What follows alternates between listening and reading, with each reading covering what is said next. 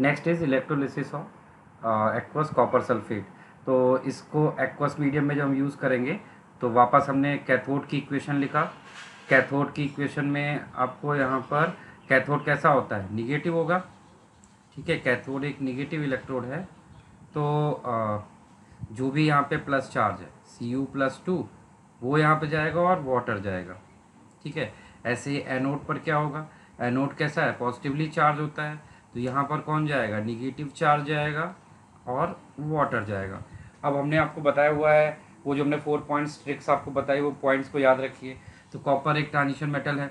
Transition metal और water अगर present होते हैं तो water will not electrolysed, only copper ion will electrolysed.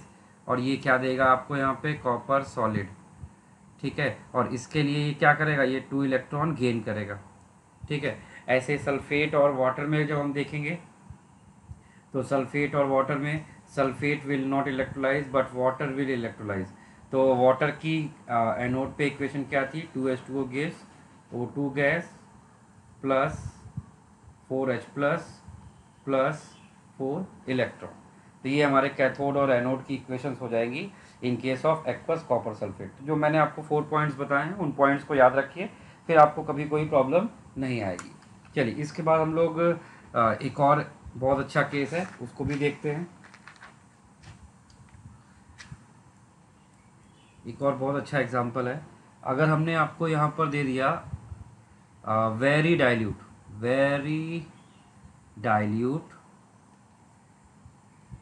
NaCl। तो वेरी डाइल्यूट अगर NaCl लेते हैं तो उस केस में देखिए यहाँ पर क्या होगा, कैथोड पर भी वाटर होगा और एनोड पे भी वाटर ही होगा। ठीक है, तो कैथोड की इक्वेशन क्या आएगी, 2H2O plus 2 electron gas, H2 gas plus twice OH minus.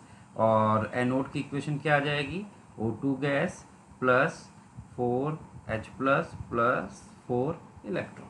तो इस तरह से कैथोड अगर हमने वेरी डाइल्यूट लेते हैं तो उस केस में Cl का जो ऑल्दो Cl वहाँ पे ऑक्सीडेशन पोटेंशियल के हिसाब से अवेलेबल हो जाना चाहिए ओवर पोटेंशियल ऑफ ऑक्सीजन की वजह से, स्टिल वहाँ पर क्या होगा, उसकी अवेलेबिलिटी इतनी नहीं होगी कि वो इलेक्ट्रोलिसिस के लिए अवेलेबल हो पाए। वहाँ पे वाटर अगर बहुत ज़्यादा अमाउंट में है तो ऑल्दो पोटेंशियल उसका ज़्यादा होगा लेकिन वाटर इलेक्ट्रोलाइज हो जाएगा क्योंकि वाटर वहाँ पर एक्सेस अमाउंट में प्रेजेंट है। तो ये वाला पॉइंट एक याद रखिएगा। ठीक है, उसके बाद हमारे पास नेक्स्ट है डाइल्यूट H2SO4 ले लें हम लोग। हमने डाइल्यूट H2SO4 ले लिया, नेक्स्ट केस हो जाएगा डाइल्यूट H2SO4। तो डाइल्यूट H2SO4 अगर हम लोग लेंगे तो उस केस में हमारे पास फिर से वही चीज़ है, कैथोड पे भी वाटर ही आएगा और एनोड पे भी वाटर ही जाएगा और इक्वेशन वही होगी जो आपने ऊपर लिखी थी कैथोड और एनोड की।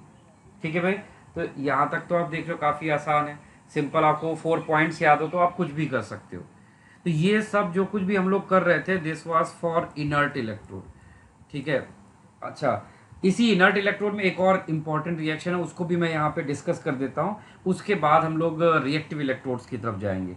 कोल्बे रिएक्शन, उसको हम लोग कोल्बे इलेक्ट्रोलिसिस भी बोल सकते हैं। कोल्बे इलेक्ट्रोलिसिस, कोल्बे इलेक्ट्रोलिसिस बहुत सिंपल सी रिएक्शन है, आपको बस समझना है इसमें क्या हो रहा है। यहाँ पर आप सोडियम और potassium salt of acetic acid लेते हैं। तो ये जब इलेक्ट्रोलाइज करते हैं तो वापस कैथोड और एनोड पे हम जाते हैं। कैथोड पे क्या होगा, कैथोड पे Na+ और वाटर जाएगा लेकिन वाटर विल इलेक्ट्रोलाइज। तो वाटर इलेक्ट्रोलाइज होगा कैसे, 2H2O plus 2 electron gas, H2 gas plus twice OH minus. ठीक है, उसके बाद एनोड पे जब हम लोग जाएंगे तो वहाँ पर हमारे पास क्या है, एसीटेट आयन और वाटर है। तो एसीटेट आयन और वाटर में ध्यान रखिएगा, एसीटेट आयन सबसे पहले इलेक्ट्रोलाइज होगा। तो ये जब इलेक्ट्रोलाइज होता है तो ये यहाँ पर एक इलेक्ट्रॉन क्या करता है, लूज करता है। एक इलेक्ट्रॉन लूज करके क्या बनाता है यहाँ पर, ये फ्री रेडिकल बनाता है। ठीक है, एक इलेक्ट्रॉन लूज करेगा और एक ये फ्री रेडिकल बनाएगा, और फिर यही फ्री रेडिकल जो होता है ये फर्दर होमोलिसिस करेगा, और होमोलिसिस के बाद आपको देता है CH3 रेडिकल एंड CO2। ठीक है, और फिर यहाँ से CH3 रेडिकल दूसरे इसी तरह का सोल्यूशन में एक और CH3 रेडिकल होगा, वो दोनों आपस में कंबाइन होके आपको क्या दे सकते हैं, CH3 सिंगल बॉन्ड CH3। ठीक है, तो इसमें कैथोड पर क्या मिल रहा है आपको, हाइड्रोजन गैस और OH माइनस, और वहाँ पर Na प्लस प्रेजेंट है, तो Na प्लस OH माइनस के साथ कंबाइन होकर NaOH देगा, जिसकी वजह से ओवरऑल सोल्यूशन कैसा रहेगा, एल्कलाइन, और pH ऑफ सोल्यूशन कैसी रहेगी, ग्रेटर देन 7। और एनोड पर आपको दो गैसेज मिलेंगी, एक तो इनऑर्गेनिक गैस CO2 और एक ऑर्गेनिक गैस इथेन। ठीक है, तो ये आपको कोल्बी इलेक्ट्रोलिसिस ध्यान रखना है, ऑर्गेनिक केमिस्ट्री में इसको आप यूज़ कर चुके हैं हाइड्रोकार्बन चैप्टर में। इसके बाद अब आते हैं हम लोग electrolysis in presence of reactive electrode, या हम लोग उसको एक्टिव इलेक्ट्रोड भी बोल सकते हैं, एक्टिव इलेक्ट्रोड।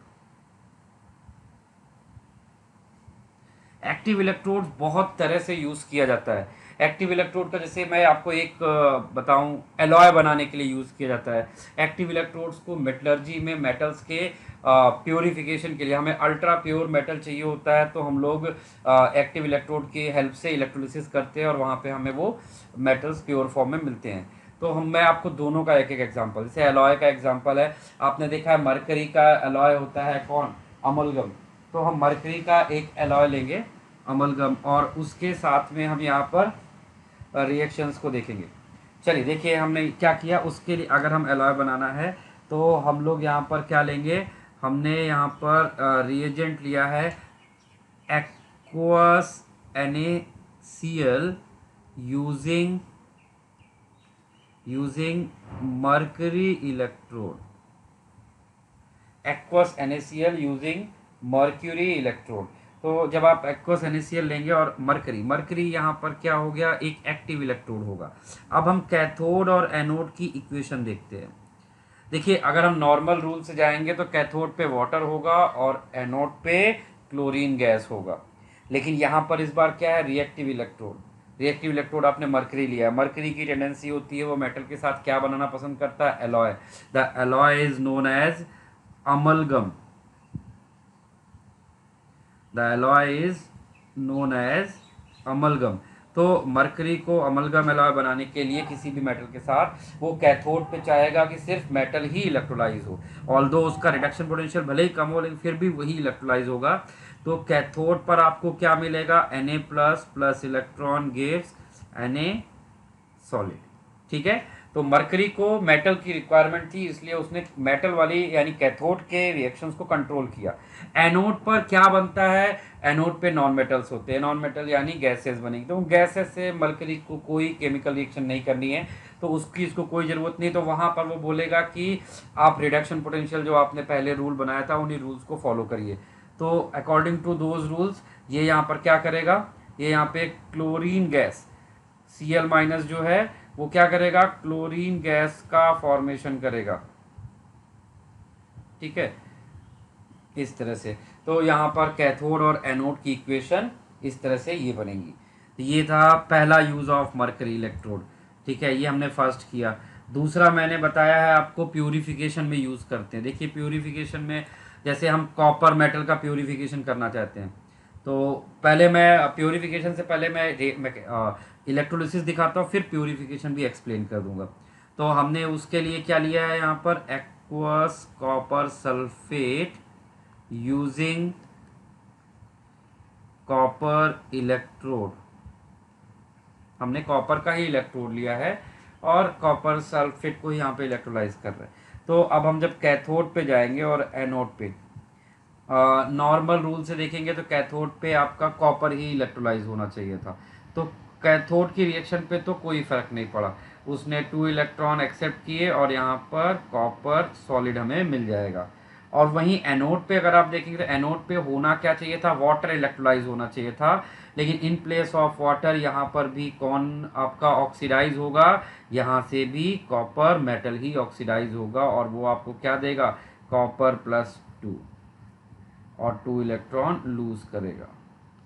ठीक है, तो इस तरह से कैथोड और एनोड दोनों पे ही कॉपर ही ऑक्सीडाइज भी हो रहा है और कॉपर ही रिड्यूस हो रहा होता है अगर हमने कॉपर का इलेक्ट्रोड यूज़ किया है।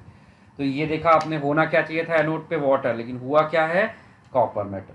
ठीक है, तो ये तो हुई रिएक्शन। अब आते हैं, देखिए ये मेटलर्जी में कैसे अपना रोल प्ले करता है। मेटलर्जी में क्या करते हैं, मेटलर्जी में हम यहाँ पर जो सेटअप लगाते हैं, इलेक्ट्रोलाइट तो हम लोग कॉपर सल्फेट ले लेते हैं, और यहाँ पर हमने क्या लिया है, इलेक्ट्रोड्स लिए थे।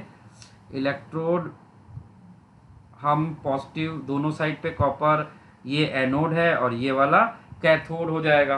ठीक है, अब एनोड पे देखिए क्या हो रहा है, ध्यान से देखिए।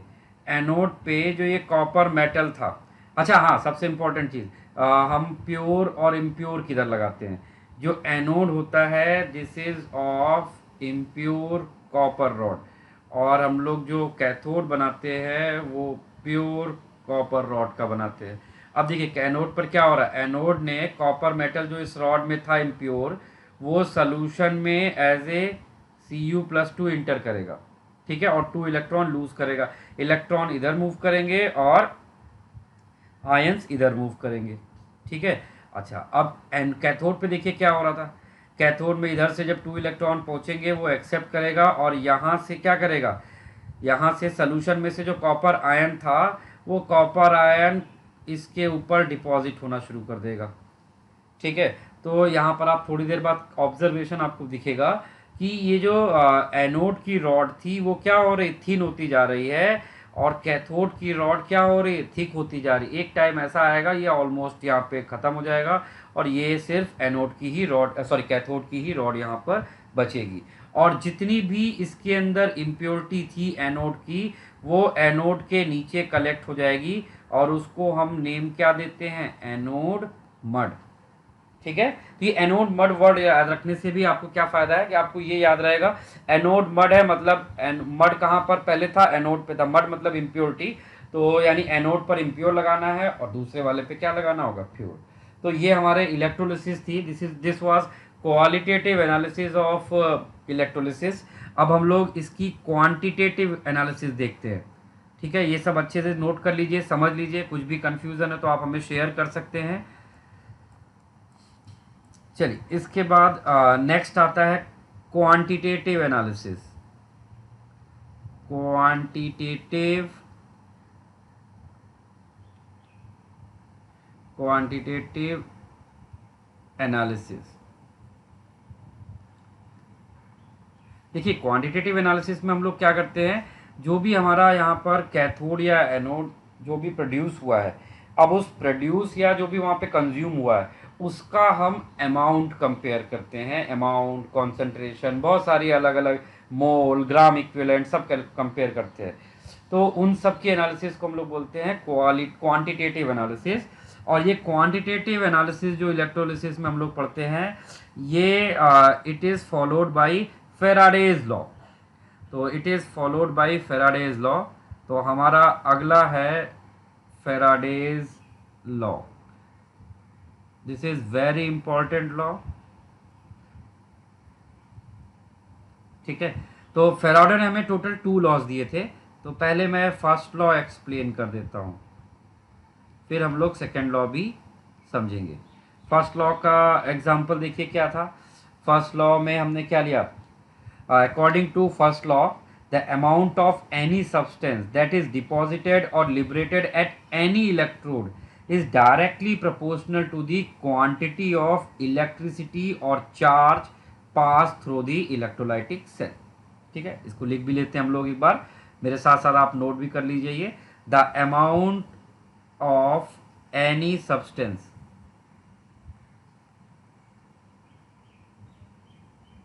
the amount of any substance that is deposited or liberated at an electrode is directly proportional to the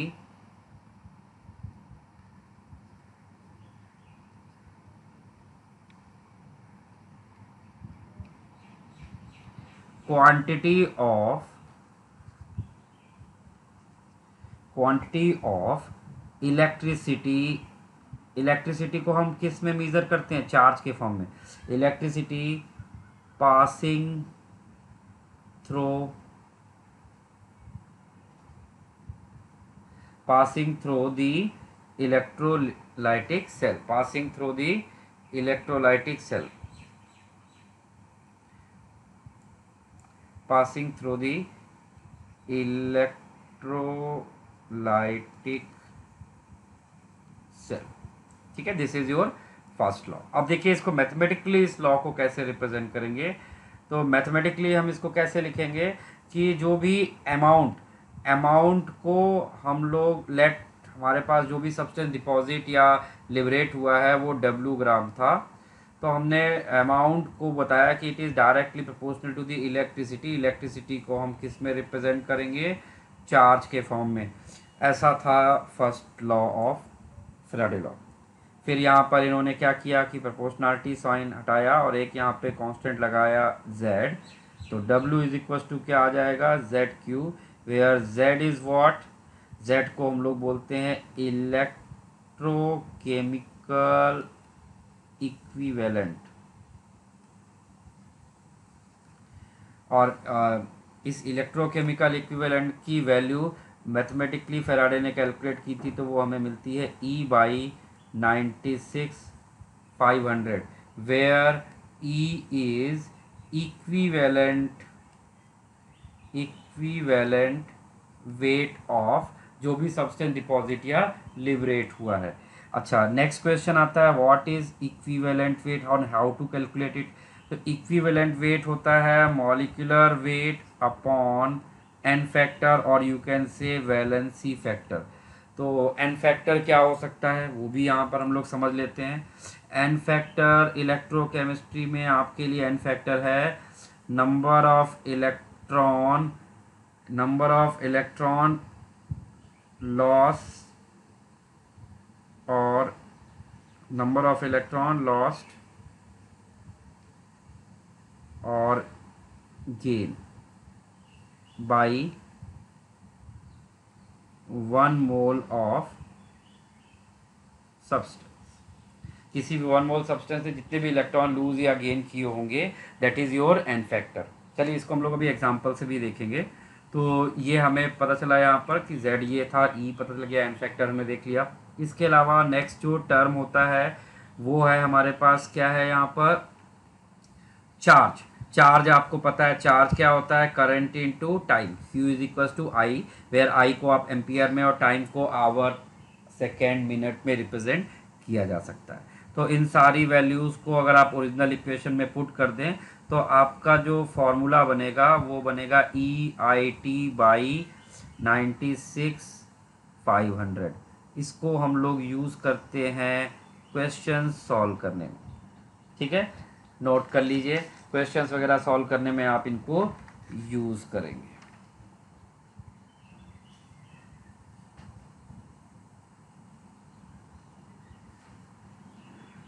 clear,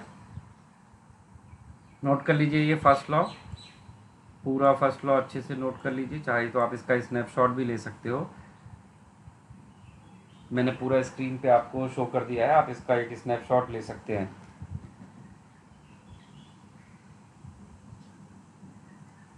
ठीक है, चलिए इसी के बाद अब हम लोग इसमें सेकेंड लॉ भी देखते हैं। What is second law of Faraday. Second law थोड़ा सा स्पेसिफिक होता है, ये कुछ सर्टेन कंडीशन पे ही वर्क करता है, तो वो सर्टेन कंडीशंस वगैरह आपको समझते जाना है और फिर उनको यूज़ करना है। ठीक है, तो सेकेंड लॉ क्या है, when a given quantity of electricity is pass through different electrolytes, the amount of different substance produced at electrode is directly proportional to their respective equivalent weight. ठीक है, तो इन्होंने बताया कि जब भी किसी भी सेल में हम इलेक्ट्रिसिटी पास करते हैं तो उसमें जो भी सब्सटेंस डिपॉजिट होता है, लिबरेट होता है, वो अपने ही इक्विवेलेंट वेट के डायरेक्टली प्रोपोर्शनल होता है, ऐसा इन्होंने बताया। तो इसके लिए एक कंडीशन होती है, वो चीज़ यहाँ डेफिनेशन में दिख नहीं रही है। वो कंडीशन है कि जो भी इलेक्ट्रोलाइटिक सेल्स है वो कैसी होनी चाहिए, सीरीज में कनेक्टेड होनी चाहिए। जब वो सीरीज़ में कनेक्टेड होती है तब ये सबसे ज़्यादा यूज़ किया जाता है। चलिए तो पहले इसकी डेफिनेशन लिख लेते हैं, फिर उसके बाद आगे पढ़ते हैं। According to second law of Faraday, when a given quantity of electricity, when a given quantity of electricity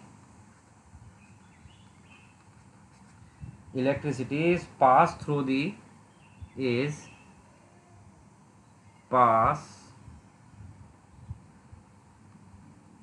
the different electrolytes, ध्यान रखिए डिफरेंट इलेक्ट्रोलाइट के लिए है ये। और डिफरेंट इलेक्ट्रोलाइट कब मिलेंगे? जब डिफरेंट सेल्स होंगी। Through the different electrolytes the amount of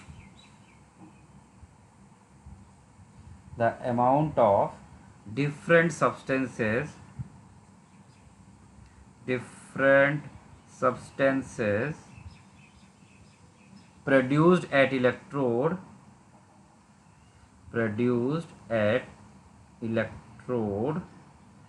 is directly proportional to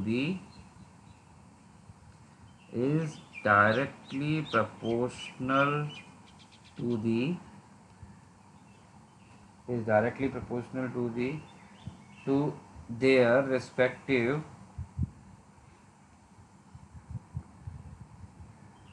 equivalent weights।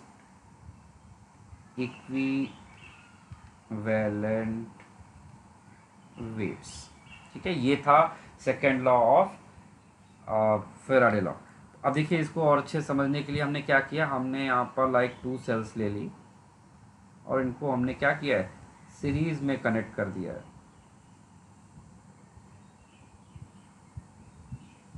ठीक है, इनको हमने सीरीज में इस तरह से कनेक्ट कर दिया है। ये हमारी 2 सेल्स थी। अब यहाँ पे कितने भी नंबर ऑफ सेल्स हो सकती है।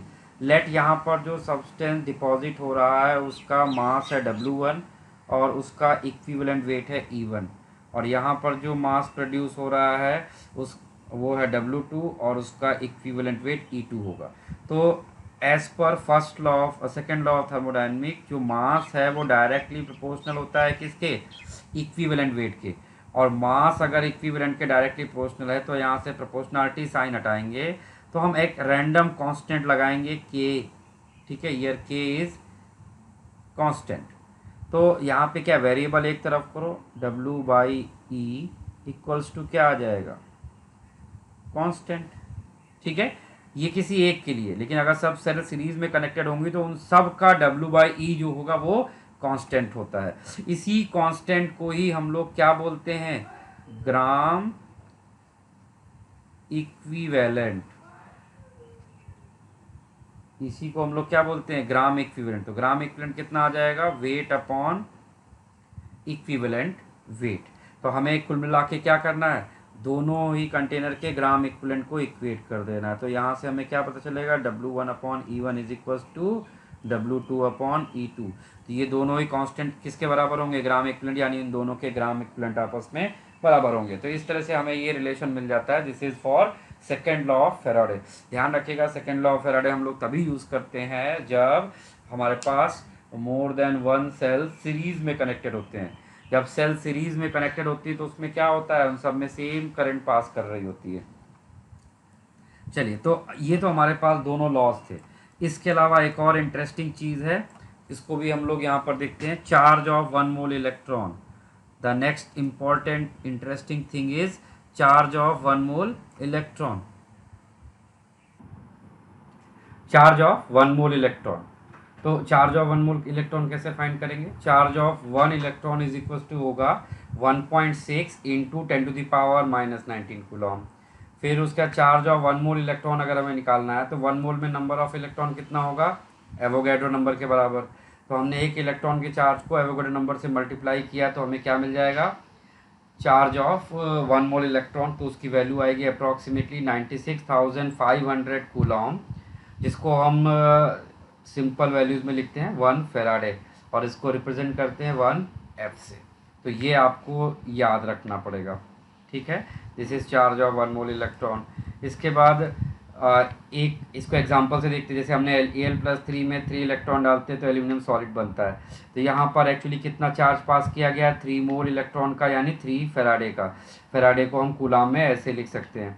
और यहाँ से पूछा जाए कि एल्यूमिनियम सॉलिड कितना डिपॉजिट होगा, तो आप बोलोगे 1 मोल। और यहाँ पर एल्यूमिनियम आयन कितना यूज़ होगा, वो भी 1 मोल। ये है विद रिस्पेक्ट टू 3 फेराडे। अब क्वेश्चन में हो सकता है कि आपको 2 फेराडे में पूछा जाए कि बताओ कितना एल्यूमिनियम डिपॉजिट होगा। तो 3 फेराडे के लिए इतना है, तो 2 फेराडे के लिए कितना होगा, वो आप अकॉर्डिंगली वहाँ पर कैलकुलेट कर सकते हैं। ठीक है, चलिए अब कुछ क्वेश्चंस करते हैं। सेल्फ प्रैक्टिस प्रॉब्लम सॉल्व किया जाता है। सेल्फ प्रैक्टिस प्रॉब्लम में सबसे पहला वाला है हमारा, 1 Farad of electricity is passed through 10 liter of solution of aqueous NaCl. Calculate pH of solution. तो देखिए क्वेश्चन में जब आपको पीएच बताना है, जब भी क्वेश्चन में पीएच या पीओएच की बात करता है तो आपका फोकस हमेशा कहाँ पर होना चाहिए, आपका फोकस हमेशा होना चाहिए सोल्यूशन में कौन से इलेक्ट्रोड पर H+ या फिर OH आयन प्रोड्यूस हो रहा है। तो अब अगर फर्स्ट वाले क्वेश्चन को हम यहाँ पे सॉल्व करें तो यहाँ पर आप देखोगे कि फर्स्ट वाले क्वेश्चन को कर रहे हैं हम लोग। 1 Faraday of electricity is pass through 10 litre. तो यानी आपको कैथोड और एनोड की इक्वेशन लिखना आना चाहिए। तो जरा मैं कैथोड और एनोड की इक्वेशन यहाँ अलग से लिख दे रहा हूँ। एक्वस NaCl में कैथोड पर इक्वेशन क्या होती है, 2H2O plus 2 electron that gives H2 gas plus twice OH minus. और एनोड पर क्या होगा, क्लोरीन गैस इलेक्ट्रोलाइज होगी, 2Cl minus gives Cl2 gas plus 2 electron. तो अब हमने बोला था ना, अगर हमें पीएच या ओएच देखना है तो हमें उस इलेक्ट्रोड पे फोकस करना होगा जहाँ पर आइदर H+ या फिर OH आयन प्रोड्यूस हो रहे हैं। तो हमारे लिए काम का इलेक्ट्रोड कौन सा होगा, कैथोड। तो अब हमने कैथोड वाले इलेक्ट्रोड पे फोकस किया। अब जरा कैथोड वाले इलेक्ट्रोड को ध्यान से देखिए, यहाँ पर कितने मोल इलेक्ट्रॉन है, 2 मोल इलेक्ट्रॉन डालने पर आपको चार्ज कितना OH आयन मिल रहा है, 2 मोल ऑफ OH आयन मिल रहा है यहाँ पर। ठीक है, तो हम यहाँ से क्या लिख सकते हैं, 2 फेराडे अगर हमने चार्ज दिया था, 2 फेराडे चार्ज पास किया तो हमें क्या मिल रहा है यहाँ पर, 2 मोल ऑफ OH माइनस। ठीक है, अब एक्चुअली क्वेश्चन में देखिए कितना फेराडे पास किया गया है वहाँ पर, 1 फेराडे ऑफ इलेक्ट्रिसिटी। क्वेश्चन में यहाँ पर 1 फेराडे ऑफ इलेक्ट्रिसिटी पास किया गया है।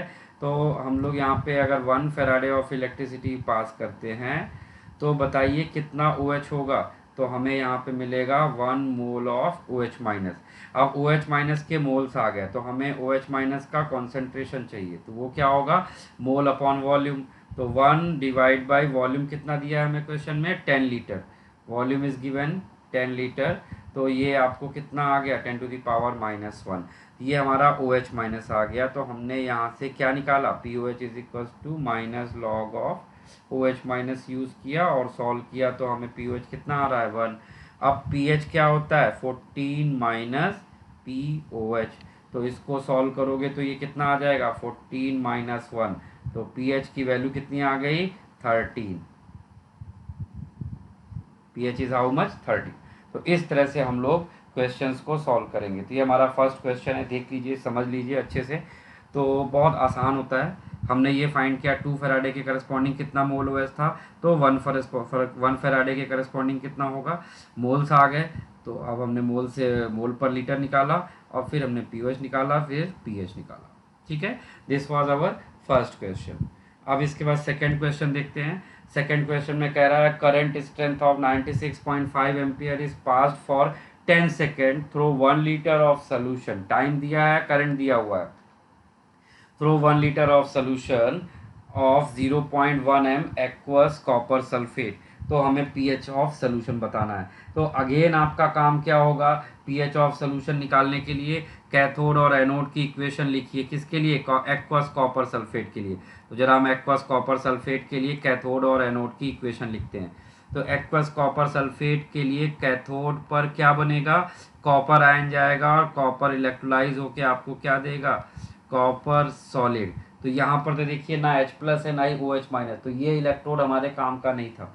फिर हमने एनोड पर देखा, एनोड पर सल्फेट और वाटर था, तो वाटर इलेक्ट्रोलाइज होगा। वाटर इलेक्ट्रोलाइज होता है तो हमें क्या देता है, O2 gas plus 4H+ +4 electron. तो देखिए हमें एनोड पर H+ आयन मिल रहा है, यानी हमारे काम का इलेक्ट्रोड कौन होगा, H+ एनोड वाला इलेक्ट्रोड। ठीक है, तो अब बस हमें क्या करना है, हमें जो भी डेटा दिया था उससे हमें चार्ज का वैल्यू निकालना है। तो जरा हमें चार्ज देखिए कितना दिया है क्वेश्चन में, 96.5 ampere is pass for 10 second. ठीक है, तो चार्ज क्या होता है, Q इज इक्वल टू होता है IT। तो I आपको दिया है 96.5 और इंटू 10 करेंगे तो हमें चार्ज कितना मिल गया, 96.5 कूलम। अब जरा क्वेश्चन में देखते हैं, क्वेश्चन में 4 फेराडे 4 फेराडे चार्ज पास किया था हमने, तो हमको कितना H+ मिल रहा है, 4 मोल ऑफ H+ आयन मिल रहे थे। ठीक है भाई, तो अगर हमने यहाँ 1 फेराडे चार्ज पास किया तो बताइए कि हमें ये कितना मिलेगा, तो ये हमें 1 मोल ऑफ H+ मिलेगा। ठीक है भाई, अब एक्चुअली 1 फेराडे के लिए इतना था। ठीक है, 1 फेराडे चार्ज पास करने पे हमें इतना मिल रहा था। तो अब बताइए कि हमें कितना चार्ज दिया गया है, 96.5 दिया गया है आपको, 96,500। तो जरा इसको हम पहले कूलाम के फॉर्म में लिख लेंगे तो थोड़ा ये ज़्यादा अच्छा दिखेगा। ये 1 फेराडे को हम लोग ऐसे भी लिख सकते थे, इसको हम लोग पूरा फेराडे को कूलाम में लिखते थे, थोड़ा सा ज़्यादा अच्छे से विजिबल होगा। 4 इंटू 96,500 कूलाम चार्ज पास किया तो हमें क्या मिल रहा था, 4 मोल ऑफ H+ मिल रहा था। ठीक है, तो हमने यहाँ पर कितना हमारे पास एक्चुअली कूलाम है, 1 कूलाम के करस्पॉन्डिंग कितना मिलेगा, 4/4 इंटू 96,500 H+ मिलेगा। ठीक है, और अब हमें एक्चुअली कितना दिया है, 965 कूलाम अगर लेंगे तो कितना मिलेगा, 4 इंटू 96,5 डिवाइड बाई 4 इंटू 96,500। तो यहाँ से 4 से 4 कट जाएगा और आपको H+ कितना हो जाएगा, आपके पास आएगा, यहाँ से इसको सॉल्व करिए तो ये आता है 10⁻⁻2 H+। यहाँ पर आपको कितना मिलेगा, 10⁻⁻2 H+। क्या मिला, ये मोल मिला है हमें। ठीक है, अब हमें मोल्स आ गए H+ के, तो H+ के मोल्स आने के बाद हमारा अगला काम होता है H+ की कॉन्सेंट्रेशन यानी मोलरिटी फाइंड करना। देखिए वॉल्यूम ऑफ सोल्यूशन कितना दिया है, 1 लीटर। तो बस अब आपको क्या करना है, मोल अपॉन वॉल्यूम करके आपको H+ आयन कितना मिल गया, 10⁻⁻2m। तो अब बस आपको क्या करना है, pH फाइंड कर लीजिए। pH is equal to minus log of H+ ion. Solve करोगे ये आप कितना आ जाएगा, 2 आ जाएगा। तो फर्स्ट सेकेंड वाले क्वेश्चन का आपका आंसर कितना हो जाएगा, pH इज इक्वल टू 2। ठीक है, इट्स क्वाइट सिंपल, बस आपको ये प्रेडिक्ट करना है कहाँ पर कितना, कौन से इलेक्ट्रोड पे H+ या OH आयन है, वही इलेक्ट्रोड रिस्पॉन्सिबल हो जाएगा किस चीज़ के लिए, फॉर pH कैलकुलेशन। चलिए अब हम लोग ये थर्ड वाला सेल्फ प्रैक्टिस क्वेश्चन देखते हैं। थर्ड वाले क्वेश्चन में कह रहा है, in the electrolysis of 7.2 litre aqueous solution of copper sulphate a current of 9.6 ampere pass for 2 hours. ठीक है, तो यहाँ से सबसे पहले आप क्या निकाल सकते हो, चार्ज निकाल सकते हो। चार्ज कितना हो जाएगा आपका, 9.65 एम्पियर इंटू टाइम कितना दिया हुआ है, टाइम आपको दिया गया है यहाँ पर 2 आवर्स। आवर्स को आप सेकेंड में कन्वर्ट कर ले तो 2 इंटू कितना हो जाएगा, 3600। तो इसको ज़रा सॉल्व कर लेते हैं तो ये हमें क्या मिल जाएगा, चार्ज मिल जाएगा। कितने चार्ज आया भाई ये हमारा सॉल्व करके, तो जो भी आया हो ये हमारा इतने कूलाम आपको चार्ज मिलेगा। ठीक है, इस चार्ज को ज़रा फेराडे में कन्वर्ट कर लेते हैं।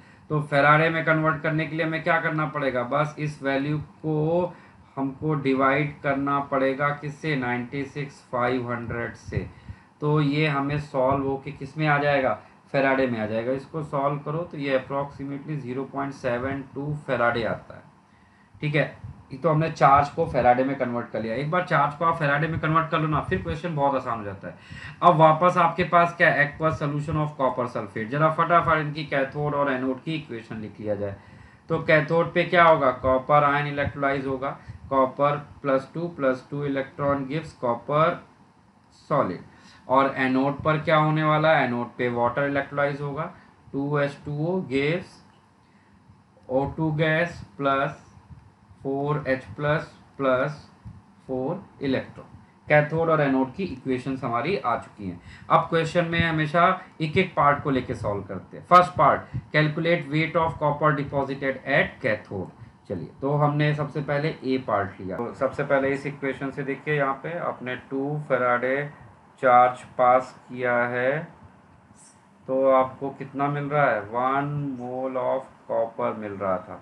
ठीक है, अब आपने क्वेश्चन में देखा आपके पास कितना चार्ज है, 0.72 फैराडे का अगर आप चार्ज पास करोगे तो यहाँ पे आपको कितना मिलेगा, 1/2 इंटू 0.72 मोल ऑफ कॉपर मिलेगा। एक बार हमारे पास मोल आ गया तो हमारे पास वेट ऑफ कॉपर कितना हो जाएगा, मोल इंटू एटॉमिक वेट, और एटॉमिक वेट इसका 63 होता है। वैल्यू रख के सॉल्व करोगे आपको आंसर आएगा 22.68 ग्राम। ठीक है,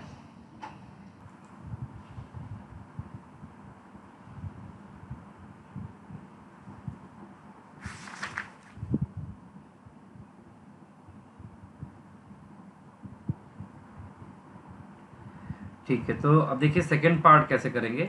सेकंड पार्ट क्या है आपका, calculate the volume of oxygen produced at anode at 27 degree Celsius. तो सबसे पहले देखिए कि ऑक्सीजन कौन से इलेक्ट्रोड पे, एनोड। ठीक है, तो उसका हमें वॉल्यूम बताना है, ऑक्सीजन का वॉल्यूम बताना है। सबसे पहले हम क्या करें, ऑक्सीजन का मोल फाइंड कर लें।